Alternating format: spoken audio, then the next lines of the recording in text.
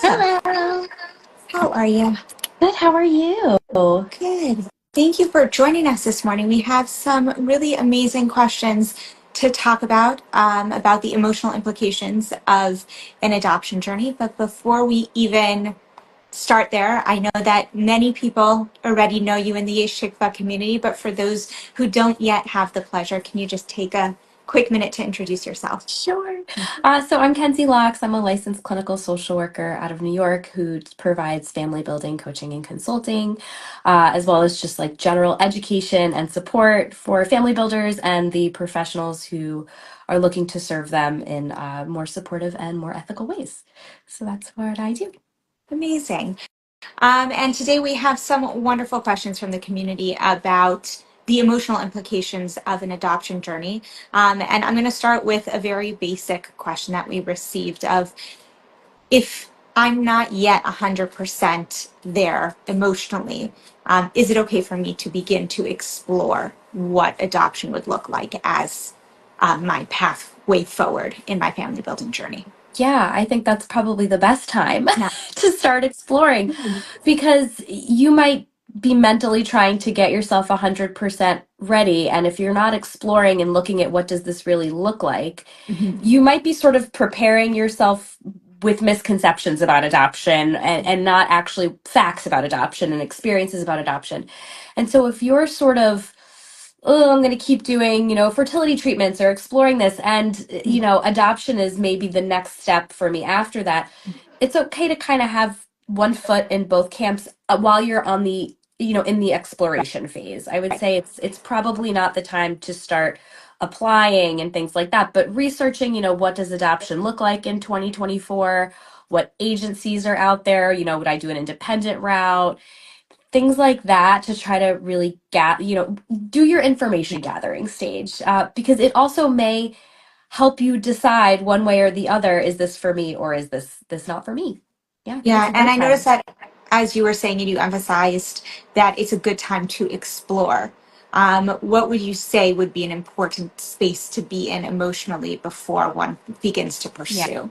And what are some steps yeah. that you would recommend, or some questions that one should be asking themselves as they transition from I'm not there yet exploration to this is the path that I'm going to be pursuing now? Yeah, I think acknowledging that you're not in this space yet is really important. And then, if like the Yesh Tikva community, if you're coming from a history of infertility, you likely have experienced some really hard things and are, hoping to move forward with a child in some way. And so what I often like to explain is that adoption is not a cure for infertility. Infertility is a medical condition.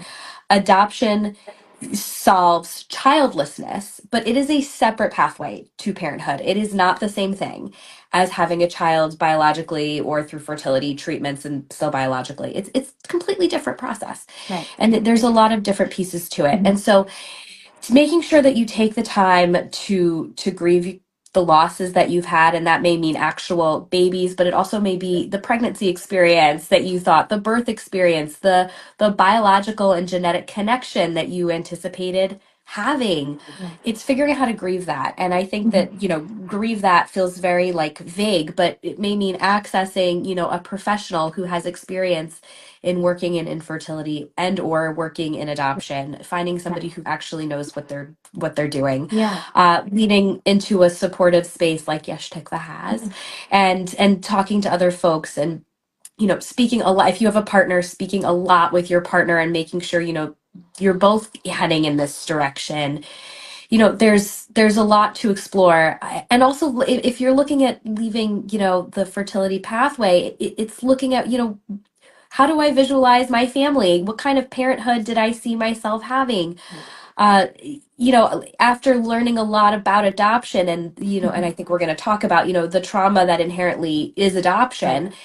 Do I feel I'm the right person to parent an adoptee and, manage all the things that can come up from the adoption experience? I think it's really, I have a million and one questions. And so I think it's Yeah. really just asking yourself, you know, what do I need to be? Where do I Yeah. need to be? And what I also like to say is, you may not be 100% excited and prepared and ready for adoption before you actually like apply. I think it's really hard to be 100% sure all the time of anything For in our sure. lives, but I think like a good metric is, are you looking forward to this more than you're not? Have you closed the door on your fertility treatments? Most agencies won't work with you if you're still pursuing, fertility treatments and things like that. It's really saying, I'm closing this door and I'm opening this other door, and getting into a place where that feels like a good thing for you. Right. And it really sounds like, though the journey is ongoing in terms of healing, and there isn't a I did it and now I'm done experience. I think what I'm hearing you say, and correct me if I'm not hearing it correctly, is that there is a closure process of saying this was the path that I was pursuing, and it is no longer the path. And now this is the path to my end goal of becoming a parent. Yeah. And so it's really making, even if it wasn't at day one, your original choice A, now in this moment, it has become my Choice choice A. A of growing my Yeah, family. absolutely. That's completely it. Yeah. Um, and it sounds like from all the questions that you're describing is that though there is this process of closing one door and opening the next, these questions that one is asking oneself and asking if there's a partner involved are ongoing questions that you're likely going to continue to ask yourself Yeah. throughout the journey, even parenting post adoption. And you started touching on that a little, and I don't know if you want to explore or elaborate a little bit more on that piece of what you were starting to hit on On of the on the parenting piece. yeah of the emotions that may come up and Yeah. the experience and the trauma there, Yeah. and how one could prepare oneself Yeah. for that piece, or for those who are pursuing that right now, how one Yeah. can continue to nurture oneself in Yeah. that space. I think making sure that you are in adoption competent spaces is very important. There are plenty of folks who want to talk about adoption and have no, professional or personal experience in adoption. I think is very important for adoptive parents and for everybody who's in the triad somewhere. It's, I think also, acknowledging. I think sometimes, especially when you're coming from a place of infertility, there's a worry that you will be second best as the parent, and there can be this real feeling of vulnerability if you are raising an adoptee and they have questions or they have desires around their birth parents or their biological family, and Right.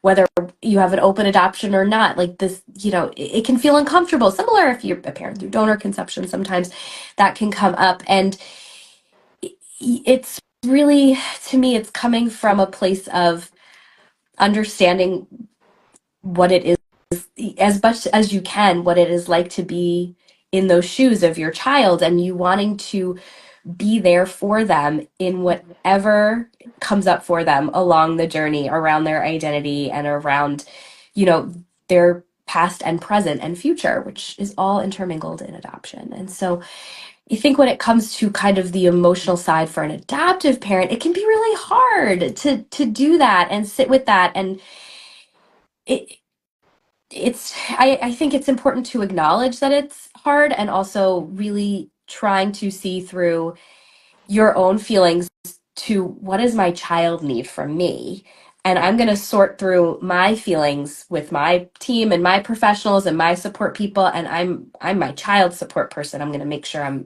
doing what they need to sort through whatever they're thinking about and whatever they're feeling, and that can be really hard, especially if you have a history of infertility. It can feel really hard. Again, it sounds like this is an ongoing process, not a quick fix, essentially, of like you go to therapy and for a couple months and all of a sudden um, you're in a space where everything is okay. And I Right. think that Everything's acknowledging fine. that, right, Yeah. is that like it's an evolving experience. I think with, as you Yeah. said, like with everything in life, we're never 100% sure, or 100% happy all the Right. time. And that this it's a constant exploration, and it's keeping the questions open, and open to the answers and the Right. pivoting and the iterations of what this conversation looks like between you and these individuals who are trained to support you, you and your future or current child, Right. and if there is another family in this equation, that open conversation with you and them. Right. It changes and develops and evolves and sometimes devolves depending across the Yeah. lifespan. And I think that's such an important thing because what any child needs Yeah. at 2 is very different than what they need at 12 Right. or 22 or 32 Yeah. from their parent. That Right. relationship is changing, and the identity that any child holds Right. changes and evolves Yeah. For as they grow. sure. And so your relationship with them has to Yeah. evolve and change, and their relationship within themselves is evolving and changing. And so seeking, help and support may look really different Mm. across the lifespan, but knowing, okay, this is feeling a little Right. hard can be really important. And something that I also think comes up is, something will be going on with a child and parents will go, is this a typical, 15-year-old thing, or is this a 15-year-old adoptee thing? Right. And trying to sort of Yeah. decide that on your own is really hard because you're not Right. an adoptee, and getting Right. your 15-year-old to talk to you is hard. Right. And so, For sure. accessing Yeah. support and guidance, whether family therapy or one-on-one for you, or couples for you, around Yeah. what your child needs. And if your infertility struggle is kind of coming back up, because we know it can come back up, right? Those Sure. emotions, you can't just close that door entirely. So if that's triggering something in you around your infertility, going and finding somewhere safe to process and talk through and come up with some good strategies is so important. Yeah. And I think that the theme that just keeps coming up that I'm hearing in everything you're saying is this flexibility, Yeah. this sense of finding your community, but being flexible to the understanding that whatever plan you have going into the adoption process is scaffolded and continues to grow and evolve as you move through the different stages of it. And as long as you're open to that flexibility and seeking the support, it is a very amenable experience for each individual. It's just about being open to the community, to the support, and to the nature that with anything in life, it is always evolving. Yeah. And it's going to be hard, and it's at certain times, just like anything in Right. parenting. And but making sure your child knows that you are dealing with your stuff on your own. It's not their job to fix it for you, right? Like, I think that that's another piece too. Yeah. And the importance of having a support network, Yeah. Oh, for sure. whether and a combination of both the professional and the Hmm. peers. Yeah. Absolutely. We have some more wonderful questions. Great. Sorry, going to take me a quick second just to see which ones we've It's covered already, fine. because we've had such a wonderful conversation so far. Um, there's a question that focuses more on the adoptee and the birth Hmm. parents. Someone asked, what should one keep in mind as far as the emotional toll that this journey will take on an adoptee and on the birth parent, and some of the emotions that may arise and how one can prepare themselves for Yeah. those, and to be the So, supportive space for great. these individuals. So adoption is family separation. Yeah. Family separation is inherently traumatic, and it doesn't matter if some people are like, oh, it's a brand new baby, if they're looking at adopting a baby. It's still inherently traumatic. You are breaking biological bonds, even if birth parents are going to be involved in this child's life. It's a completely different For relationship. sure.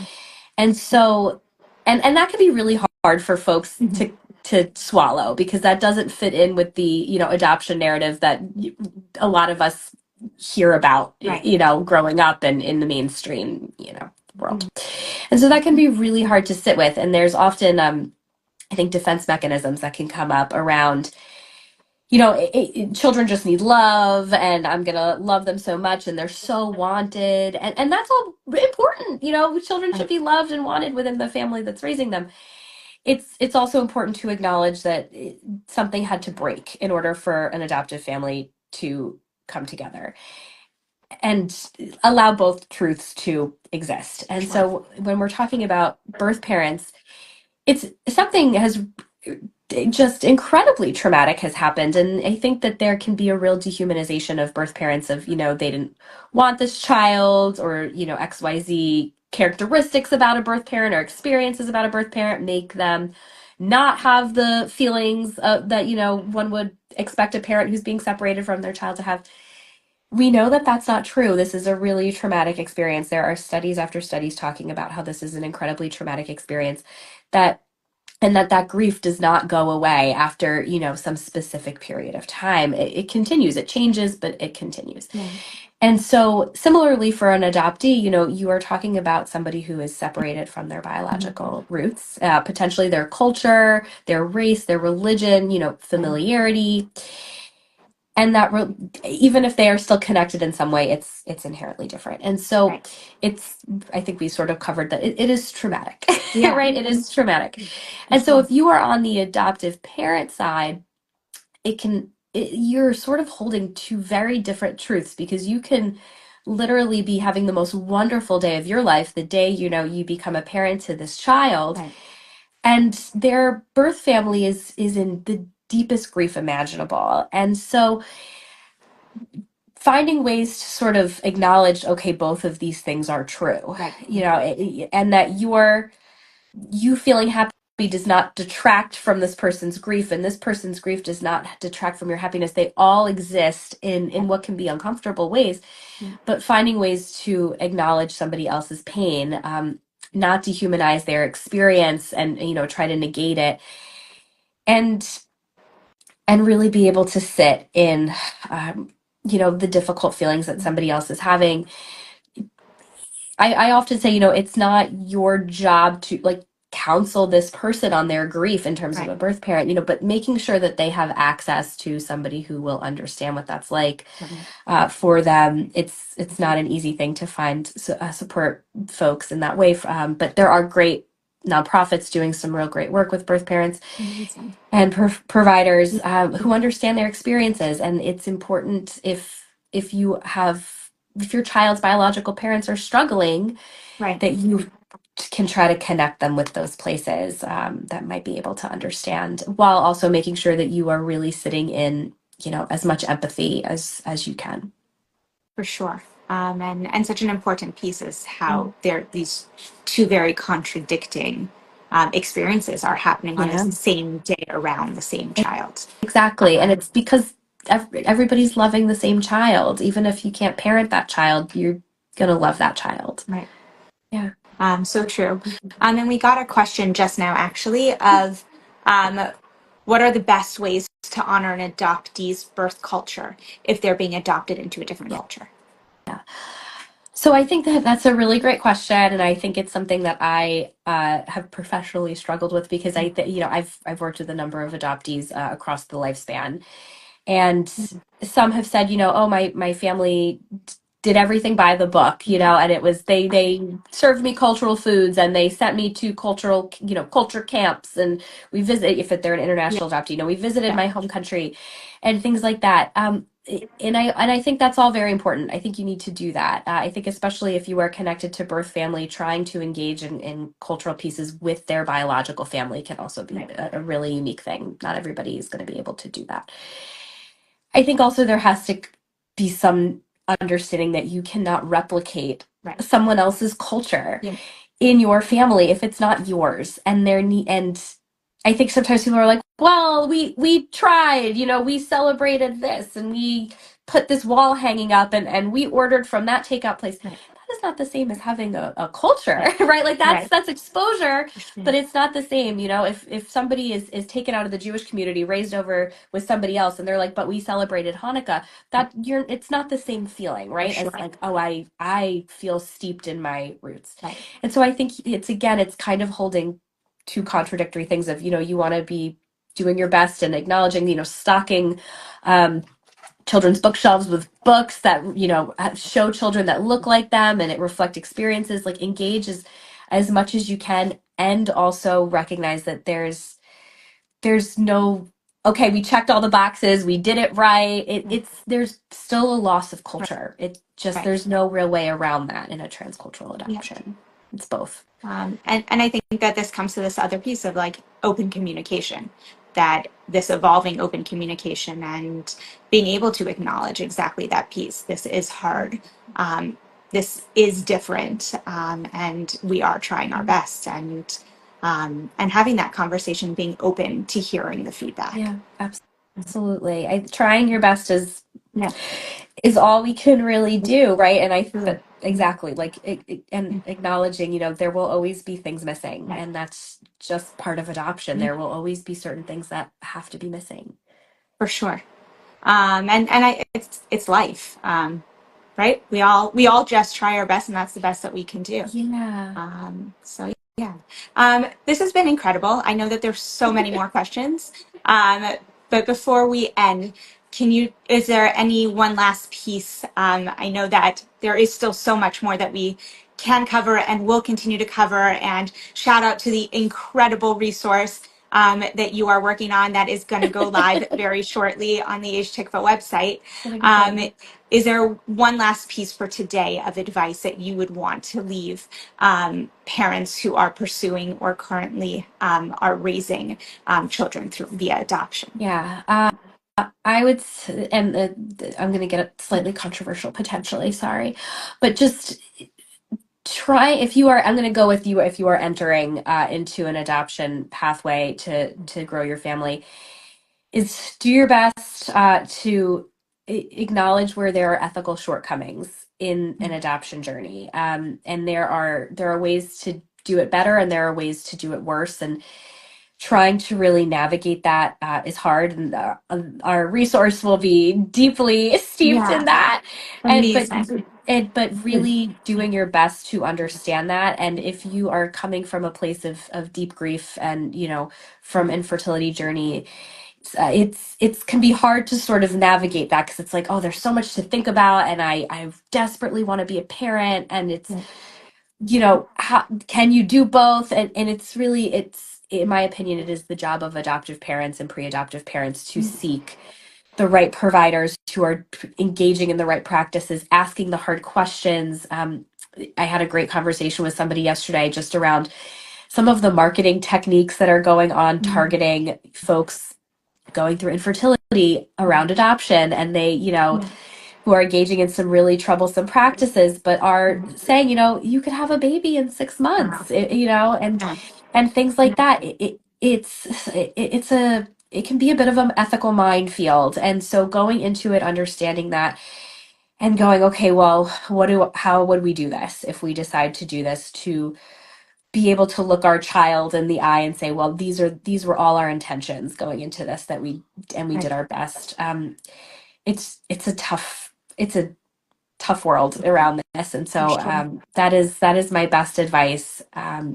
It's something I love to talk about, but it's important, and it's important for your family, it's important for your child, it's important for their birth parents, all of these. It's important for how your family formation. So For that's sure. what I would And say. and we just got a comment exactly on what you're saying is do your research. Yeah, Is that's such an important piece of this absolutely. process is All the before research. you head down this path, is really do the research and be Yeah, sure that you are both emotionally ready for it and that you are yeah, pursuing it in the most ethical, absolutely. available way. Do your research, Um, and continue to do your research yes. as you're going through. Yeah.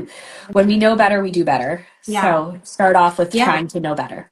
And I think that's also ties back into like we're doing our best. Part of doing our best is being able to repair and Yeah, say, this is based on the limited understanding I had yesterday and the choice right. I made, and today I have more understanding, Yep, so I get to repair yep, and do better. yep, And that's absolutely. okay. It is okay to continue to learn and evolve. Absolutely.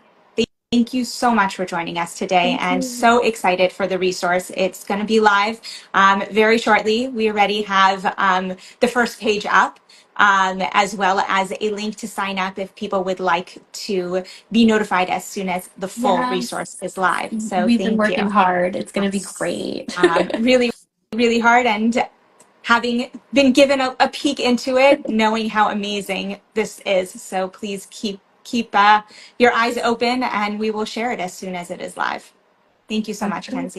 Thank you. Have a good day. You too.